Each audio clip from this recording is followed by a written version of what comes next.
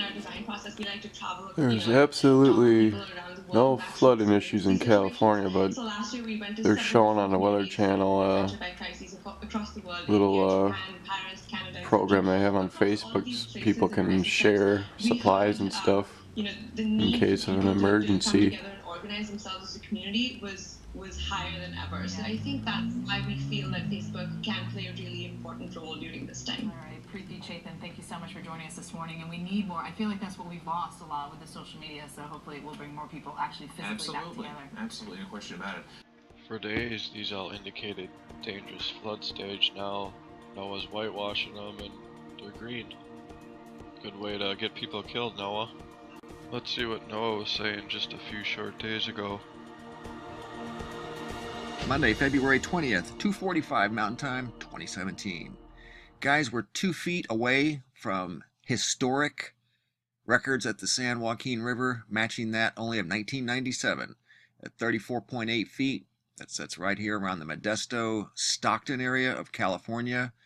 Beautiful agriculture out in that area. So it looks like to me it's probably got a pretty good chance of eclipsing that record, considering this area here is in purple and it's 10 plus inches in the next 14 days. A big chunk of that coming in the next day or two, according to this model right here. This is currently the state of affairs in California. Purple being very intense. They're going to be dealing with high winds today too. Gusts of anywhere from like 50 to 60 miles per hour. You can see some more offshore. That's coming in tonight and tomorrow. So this is the end of Park Marina Drive here. I'm just gone down to where the flood waters have risen. They're actually into this park.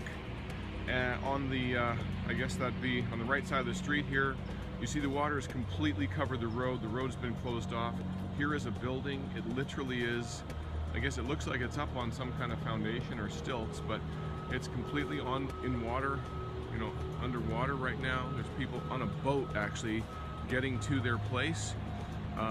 This is absolutely crazy. Here the water is literally right up to the edge of the street. This is a professional building, 2301 Park Marina Drive, and just absolutely unprecedented here.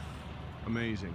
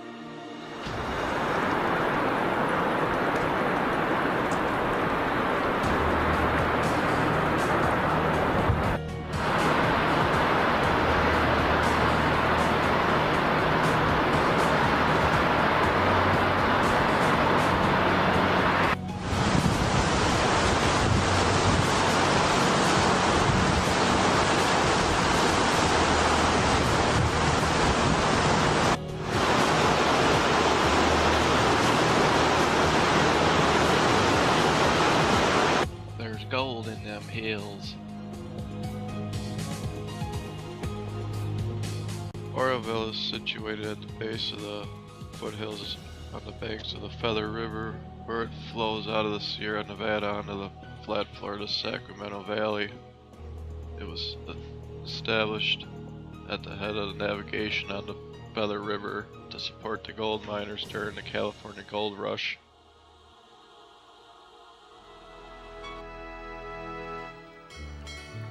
In the early 1840s, California was a distant outpost that only a handful of Americans had seen.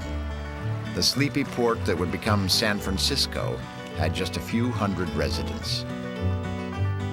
One of the wealthiest people in the region was John Sutter, an affable Swiss immigrant who came here in 1839, intent on building his own private empire. Sutter soon built this fort, amassed 12,000 head of cattle, and took on hundreds of workers. His most prolific crop was debt. He owed money to creditors as far away as Russia. But Sutter was a man with a dream of a vast agricultural domain that he would control. By the mid-1840s, more and more Americans were trickling into California by wagon and ship.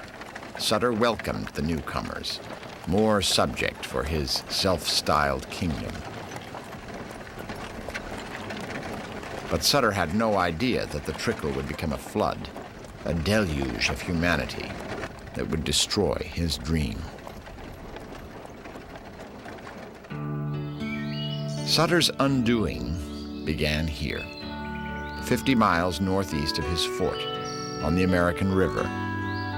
In late 1847, James Marshall and about 20 men were sent here by Sutter to build a sawmill to provide lumber for Sutter's growing ranch. The sawmill was nearly complete when a glint of something caught Marshall's eye. It was January 24th, 1848. I reached my hand down and picked it up. It made my heart thump, for I was certain it was gold. The piece was about half the size and shape of a pea. Then I saw another. I think it's a coincidence that they allowed this dam to disintegrate like this. It was designed to fail. There's a shit ton of gold, I bet, under that lake and in the area. And what better way to clear it up and get rid of the people? You only get that gold when you need it. Now that there's a all-out war on cash and they're really trending towards gold, it makes total sense, this agenda right here. Wednesday, February 22nd, 10:50 Mountain Time, 2017. What you're looking at is an earthquake that has just taken place probably less than 30 minutes ago, not far from Seattle, a 4.2 in this body of water, not far from a naval shipyard that was more than likely felt all throughout Seattle. On the 21st, Oroville had a magnitude 1.8 earthquake. People have been reporting all around these reservoirs in California earthquakes due to the fact that these basins aren't naturally designed to hold as much water as they have in them.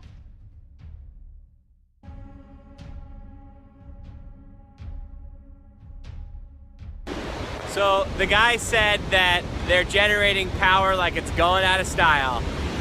40% of California's irrigation comes from the Shasta Dam. Oh, and check out how high it is.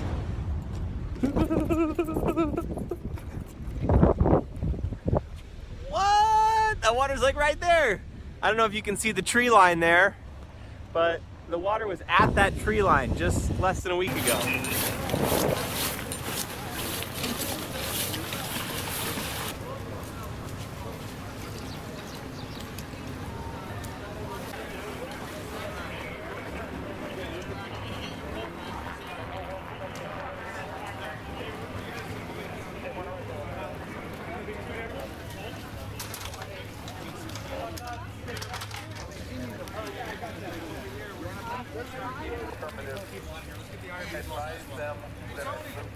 Covering this major flooding since the morning.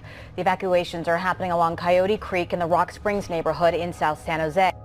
The most dramatic images come from Needles Drive north of Tully Road. ABC 7 News reporter David Louie is live near that scene with the latest on this breaking story. David.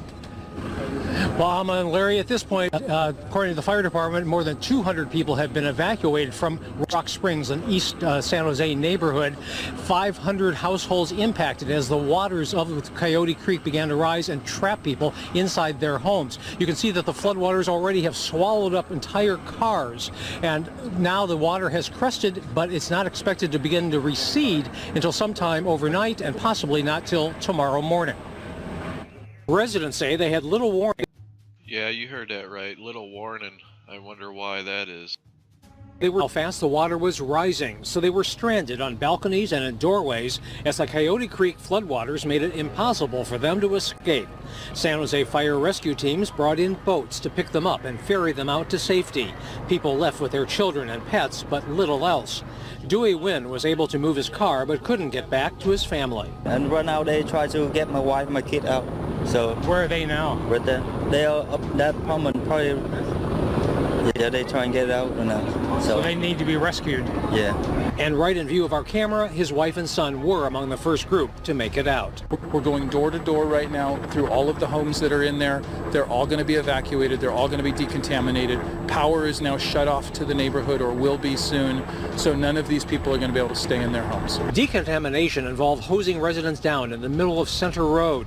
There was concern the floodwaters contained sewage, solvents, and hazardous chemicals. Mayor Sam Liccardo was the first to reveal why the Rock Springs area flooded so badly.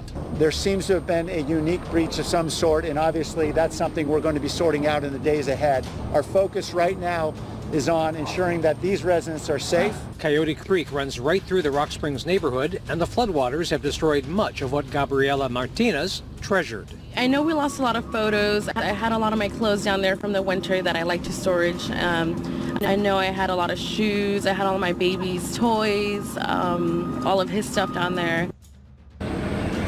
We saw a number of dogs being closely held by their owners as they were being ferried out of the flood zone during the course of the day. We know that the fire department had to rescue a cat that was trapped up a tree where it had gone to save itself from the waters.